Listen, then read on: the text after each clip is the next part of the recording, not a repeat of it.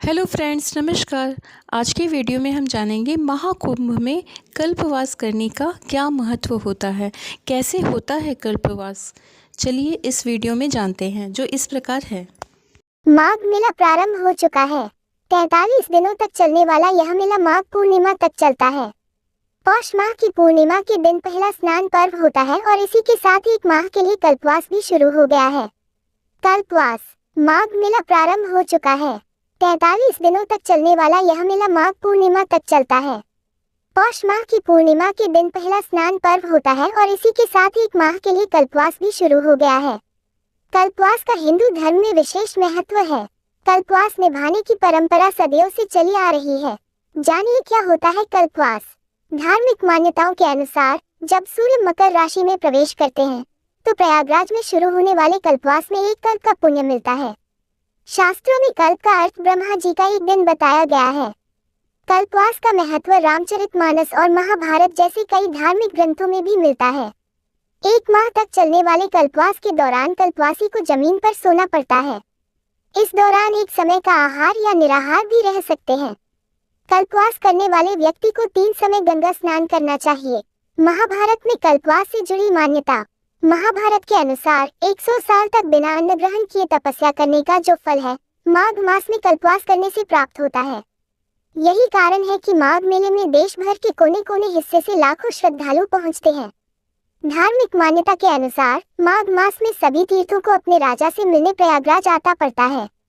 गंगा, यमुना और सरस्वती के पावन संगम में सभी तीर्थ और जुड़े देवता स्नान करके धन्य हो जाते हैं।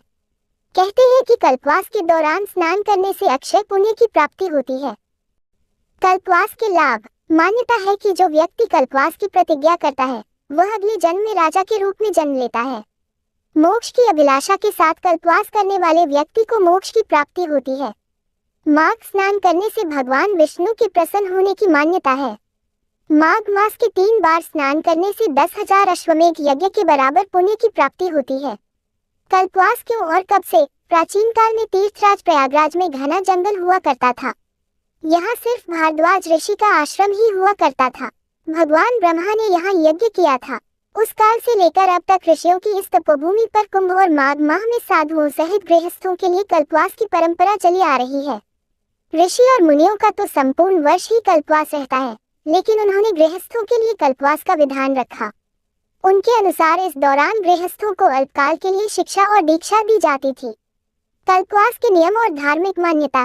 इस दौरान जो भी गृहस्थ कल्पवास का संकल्प लेकर आता है, ऋषियों की या खुद की बनाई पर्णकुटी में रहता है। इस दौरान दिन में एक ही बार भोजन किया जाता है तथा मानसिक रूप से धैर्य, अहिंसा और भक्तिभावपूर्ण रहा जाता है। पद्म पुराण में इसका उल्लेख मिलता है कि संगम तट पर वास करने वाले को सदाचारी, शांत मन वाला तथा जितेंद्रिय होना चाहिए।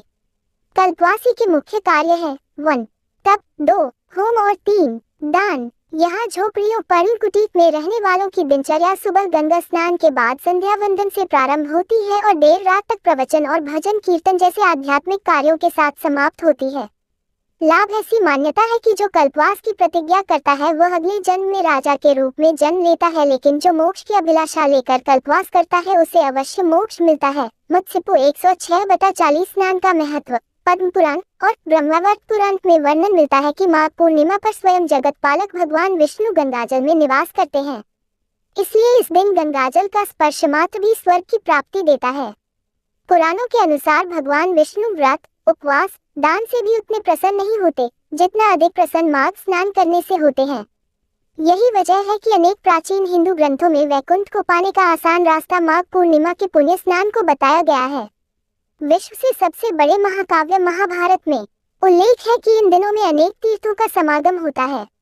माघ महात्म्य। माघ मासे गमिष्यन्ति गंगा यमुन संगमे ब्रह्मा विष्णु महादेव रुद्रादित्य मृदगणा। अर्थात ब्रह्मा, विष्णु, महादेव, रुद्र, आदित्य तथा मृदगण माघ मास में प्रयागराज के लिए यमुना के संगम पर गमन करते हैं।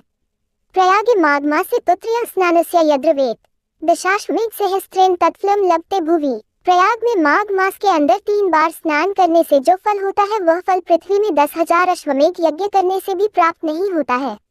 कल्पवास के लाभ। कल्पवास के दौरान भोर में उठना, पूजा पाठ करना।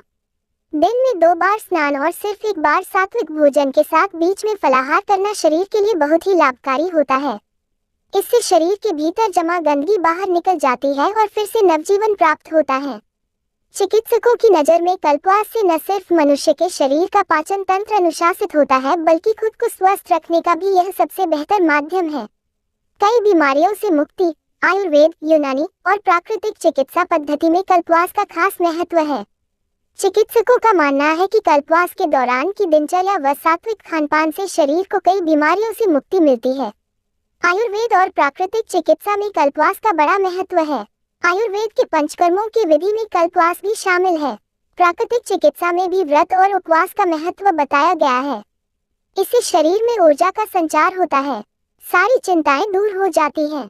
एलोपैथ चिकित्सक भी यही सलाह देते हैं कि संयम और संतुलन, नियमित व सीमित खानपान, व्रत और उपवास आदि से पेट की बीमारी और मोटापा जैसे रोग को भगाया जा सकता है। इससे शरीर फुर्तीला होता है। कल्पवास पर हुआ शोध। कुछ वर्ष पहले हुए एक अध्ययन में यह बात सामने आई है कि धार्मिक समागमों में भाग लेने के कारण समान पहचान तथा प्रवृत्ति में प्रतिस्पर्धा के बदले सहयोग की भावना आने से लोगों में तंदुरुस्ती की भावना और सुख की अनुभूति बढ़ जाती है। ये निष्कर्ष भारत और ब्रिटेन के 9 विश्वविद्यालयों के मनोचिकित्सकों द्वारा किए गए एक अध्ययन में सामने आया। अध्ययन में 5 भारतीय विश्वविद्यालयों एवं 4 ब्रिटिश विश्वविद्यालय के मनोचिकित्सक शामिल थे। अध्ययन के बारे में डंडी विश्वविद्यालय के निक हॉपकिंस ने कहा था कि हमने गंगा यमुना नदी के तट पर होने वाले वार्षिक माघ मेले में श्रद्धालुओं द्वारा किए जाने वाले तप कल्पवास का अध्ययन किया है। सेंट एंड्रू विश्वविद्यालय के स्टीफन रिएचर ने कहा कि 1 माह तक कठोर एवं बार बार दोहराई जाने वाली दिनचर्या के कारण कल्पवासियों के रवैये में अस्थायी तौर पर ही सही बदलाव आता है। उनका रवैया प्रतिस्पर्धा के बजाय सहयोगात्मक हो जाता है। ये रवैया रेलवे स्टेशन की भीड़ से ठीक विपरीत होता है, जहां हर कोई अपनी जगह सुरक्षित करने की फिराक में होता है और हर किसी को धक्का देने को तैयार रहता है। इस तरह के समागमों में भीड़ के अनूठे व्यवहार के मूल में यह बात होती है कि वे अन्य लोगों के बारे में ऐसा सोचते हैं कि वे भी हम में से एक हैं। किसी दूसरे व्यक्ति को अपने में से एक मान लेने की सोच से ही अन्य के प्रति अपने व्यवहार में बदलाव आ जाता है, भले ही वह पूरी तरह से अपरिचित हो। रिएचर ने कहा कि यही बात संभवतः इस तथ्य का स्पष्टीकरण है कि इस तरह के समागमों से जुड़ी साफ सफाई की स्थिति और ध्वनि प्रदूषण के बावजूद तीर्थयात्रियों पर कोई प्रभाव नहीं पड़ता। हालांकि लॉस एंजेल्स जैसी प्रतिष्ठित पत्रिकाओं ने अपने कई आलेखों में इस तरह के समागमों को स्वास्थ्य के लिए खराब बताया है। उन्होंने कहा कि निस्संदेह मेले के कारण स्वास्थ्य के लिए वास्तविक जोखिम उत्पन्न होते हैं और उनकी अनदेखी करना गलत होगा, लेकिन ये कहानी का केवल एक पक्ष है। निश्चित तौर पर हमारे अध्ययन का ये सबसे महत्वपूर्ण निष्कर्ष निकला कि मेले में भागीदारी करने से लोगों का शारीरिक एवं मानसिक स्वास्थ्य बेहतर हो जाता है। ऐसी ही रोचक जानकारी के साथ आप सब फ्रेंड्स हमारे साथ बने रहिए। और महाभारत की कथाएं सुनना अच्छा लगता हो या रामायण की कथाएं सुनना अच्छा लगता हो या पूजा पाठ से रिलेटिव कोई भी जानकारी चाहिए या तीर्थ व्रत के बारे में कुछ भी जानना है तो please like comment subscribe share it. Thank you friends. हम फिर मिलेंगे अगले वीडियो में। तब तक के लिए नमस्कार। जय सनातन धर्म की।